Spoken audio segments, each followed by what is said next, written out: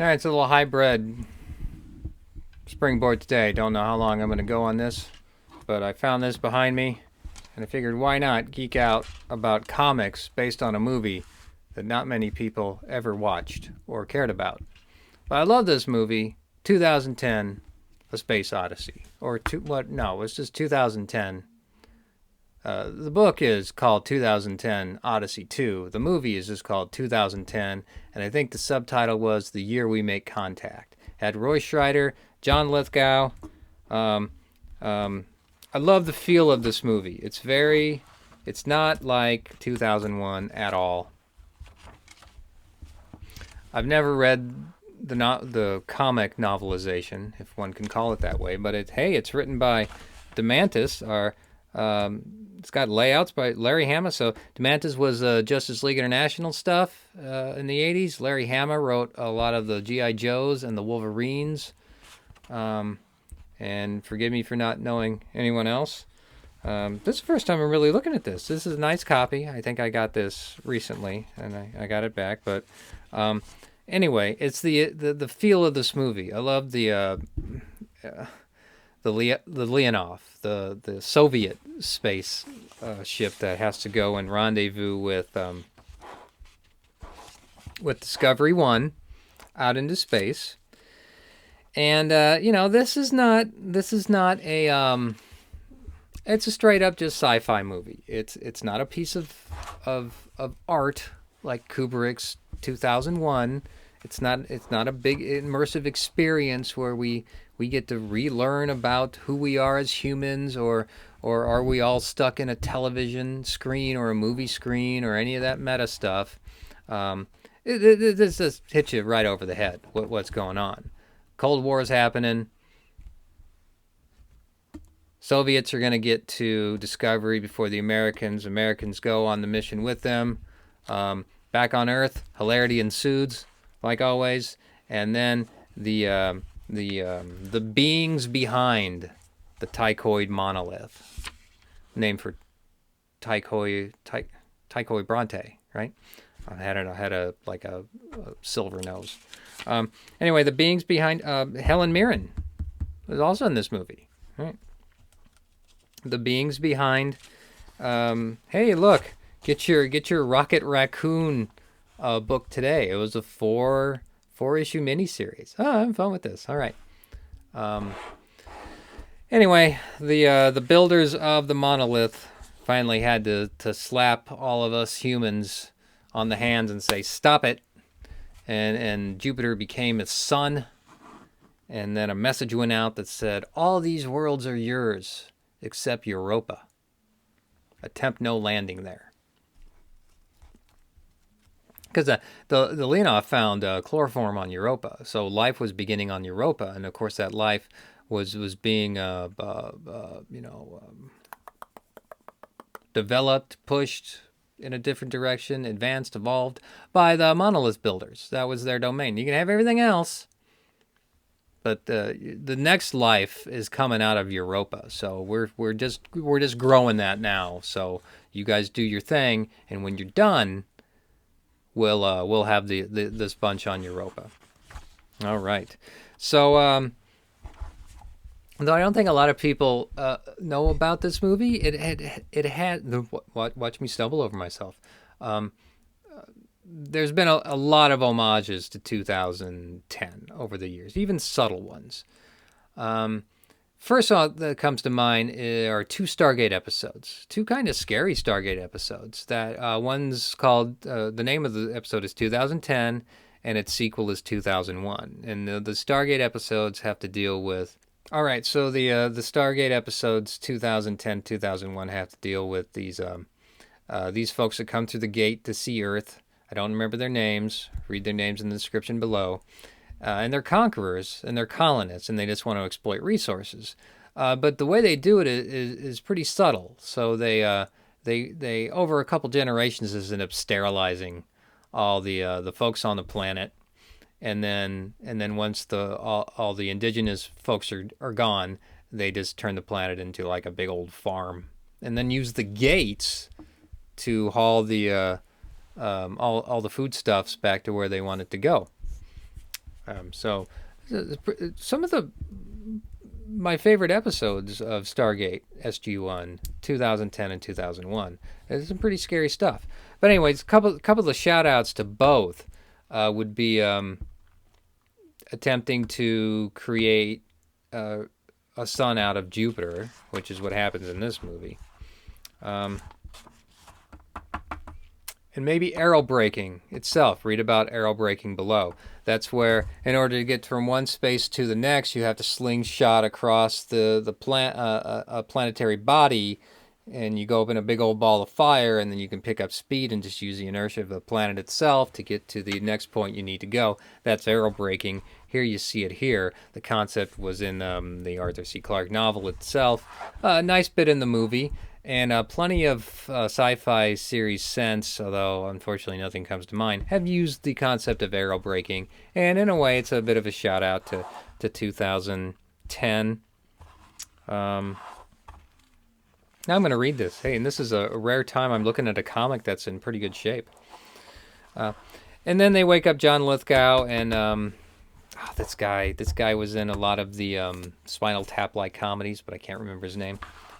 Read down below. Hey, I missed this guy. The Olympic get your prizes and other crap and sell it to other people kind of ad, folks.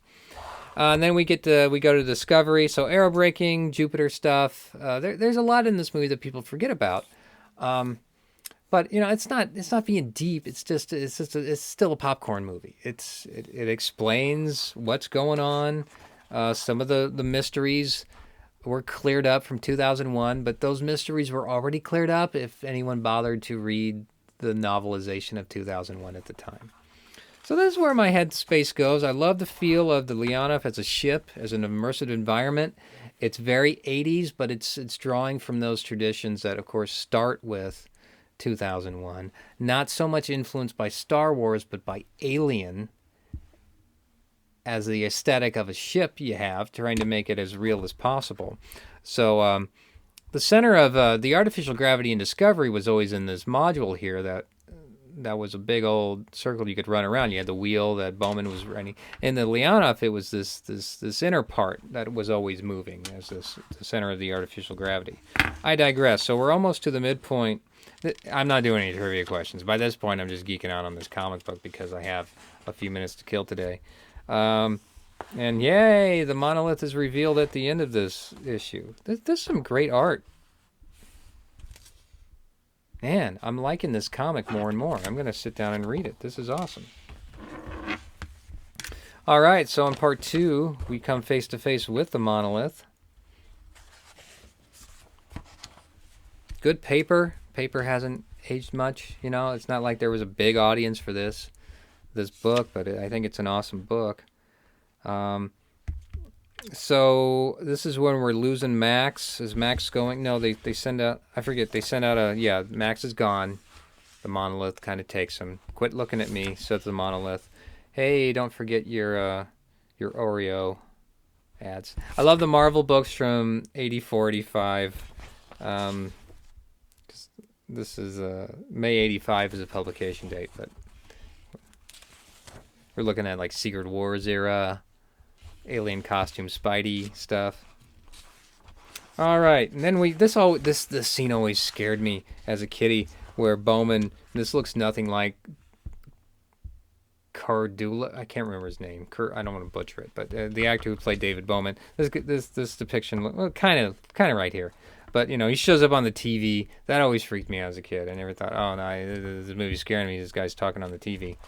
All right, and then we meet Hal for the first time. And here's a secret. Hal was not psychotic.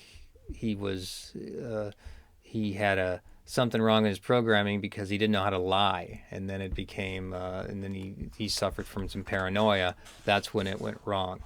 And the quote from the movie is, Hal was told to lie by people who find it easy to lie.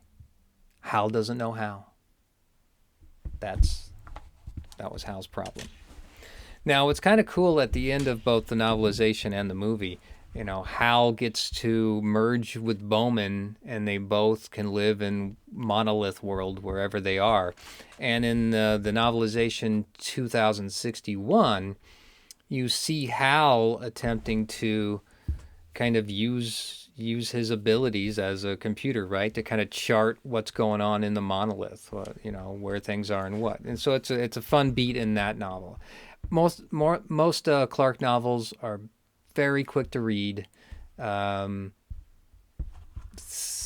would argue a lot of them aren't so satisfying once you read it, but that's an argument for another day. And of course, we have tensions that might lead to the less said about that, the better in the times we live in today. And then, okay, here's Bowman finally meeting up with Henwood Floyd, played by Roy Scheider. Okay, something wonderful is going to happen, and you need to get Discovery and the Leonov together, so you can have a controlled burn by Discovery. Let Discovery go in this direction, take the Leonov back to Earth, and then Bowman and Hal merge from the Discovery, and then at the end of it all, see here they're discussing the big old plan. How much torque can Discovery take? And there they are together. There they go. I got to end this soon because I got to take a call. But then Jupiter becomes full of nothing but monoliths. So the dark spot in Jupiter becomes a monolith takeover. And, we have some drama here between, will Hal do it? Will he won't? Will Hal sacrifice himself for others? Which makes no sense because we were clearly established that there's nothing wrong with Hal. But nevertheless, drama. It's shrinking! It's shrinking! This is a great scene. I watch this movie again and again and again. I never get sick of it. And then, boom. We have ourselves a new sun. And this is a great beat where here Hal is becoming, I'm here with you, Hal. I'm afraid now. Where are you getting? And there we go. We got two suns. And this is some nice Roy Scheider. There's nothing subtle about the movie. It hits you right over the head, And in fact, the all these worlds are used except Europa. Attempt no landing there. That was as far as it went in the novel. But the movie had to just put it over the top. And the last line was, use them together and use them in peace. So it was like, let's live them in peace. And we're still trying to achieve that. Maybe we could use a little monolith action going on right now, eh? My last beat. Oh, I can smell these books too.